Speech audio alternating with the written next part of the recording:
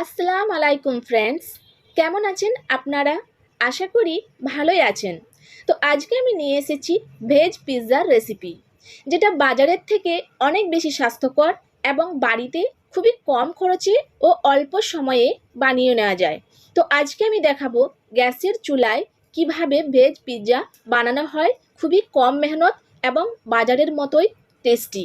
তো চলুন দেখে নেওয়া যাক রেসিপিটা।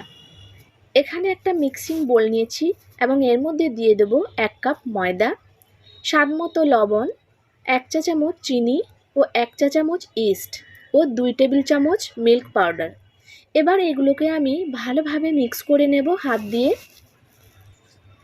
মিক্স হয়ে গেলে এর মধ্যে আমি দিয়ে দেব হালকা কুসুম গরম জল।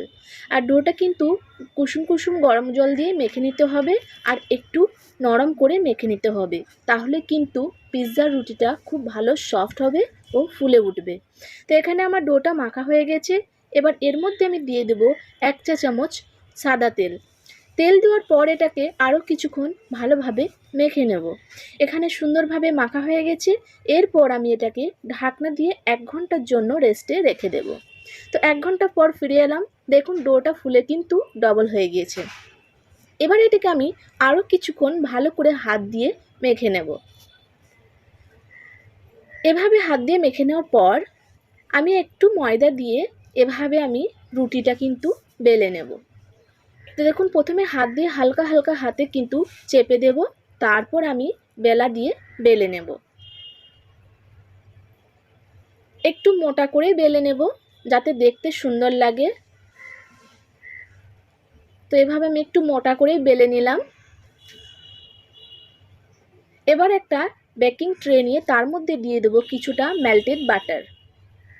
এবার আমি পিৎজার রুটিটা ট্রের মধ্যে দিয়ে দিলাম। এবার হাত দিয়ে চারিপাশ সমান করে নেব আস্তে আস্তে চাপ দিয়ে। তো এভাবে আমি সমান করে নিয়ে নিলাম।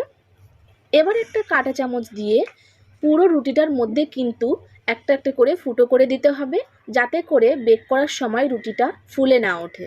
তো সমস্ত এভাবে আমি ফুটো করে নিয়েছি। এরপর আমি দিয়ে দেবো 2 চামচ মতো পিৎজা সস। পিৎজা সসটা ভালোভাবে চারিদিকে মেখে নিতে হবে, এভাবে সুন্দর করে। তো মেখে নেওয়া হয়েছে। এবার আমি এর মধ্যে দিয়ে দেবো মজরেলা চিজ। আপনারা যে কোনো চিজ ব্যবহার করতে পারেন। এবার এখানে আমি সমস্ত ভেজিটেবলসগুলো একটা একটা করে দিয়ে দেব। এখানে আমি নিয়েছি red bell pepper, green bell pepper, yellow bell pepper ও কর্ন। তো সমস্ত ভেজিটেবল দেওয়া হয়ে গেছে। এরপর আমি দিয়ে দেব আরও একটু চিজ। চিজ দেওয়ার পর এবার আমি দিয়ে দেব 1 চামচ মতো পিৎজা সিজনিং ও 1 চামচ মতো অরিগ্যানো। আর অরিগ্যানো অবশ্যই দেবেন, অরিগ্যানো না দিলে কিন্তু বাজারের মতো ফ্লেভার আসবে না। আর শেষে আমি দিয়ে দিলাম 1 চামচ মতো চিলি ফ্লেক্স। এবার এটা রেডি হয়ে গেছে। চলুন এবার চুলোয় যাই। তো এদিকে আমি একটা কড়াইকে 5 মিনিট হাই ফ্লেমে রেখে গরম করে নিয়েছি একটা স্ট্যান্ড দিয়ে। এবার আমি স্ট্যান্ডের মধ্যে ট্রেটাকে দিয়ে দিলাম, একটু সেট করে নিচ্ছি। এবার আমি ঢাকনা দিয়ে এটাকে 20 থেকে 25 মিনিটের জন্য লো ফ্লেমে কুক করে নেব। এর মধ্যে একটা ভাঁড়ি দিলাম যাতে স্টিমটা বেরিয়ে না যায়। তো 20 থেকে 25 মিনিট পর ফিরে এলাম। এবার চেক করে নেব। একটা টুথপিক দিয়ে চেক করে দেখিয়ে দিচ্ছি। দেখুন একদম ক্লিয়ার আসছে, তার মানে কুক হয়ে গেছে। এবার এটাকে আমি চুলো থেকে তুলে নেব। খুব সুন্দরভাবে কিন্তু কুক হয়ে গেছে পিৎজাটা। তো চলুন আমি কেটে দেখিয়ে দিচ্ছি। তো দেখুন পিৎজাটা কিন্তু এত সুন্দর হয়েছে, দেখে মনেই হচ্ছে না যে এটা বাড়িতে বানানো হয়েছে। খুব সুন্দর কিন্তু খেতে হয়েছে। খুব সুন্দরভাবে ফুলে উঠেছে। দেখুন আমি একটা পিস আপনাদের দেখিয়ে দিচ্ছি। খুব সুন্দরভাবে ফুলেছে আর খেতেও কিন্তু ভীষণ ভালো লেগেছে।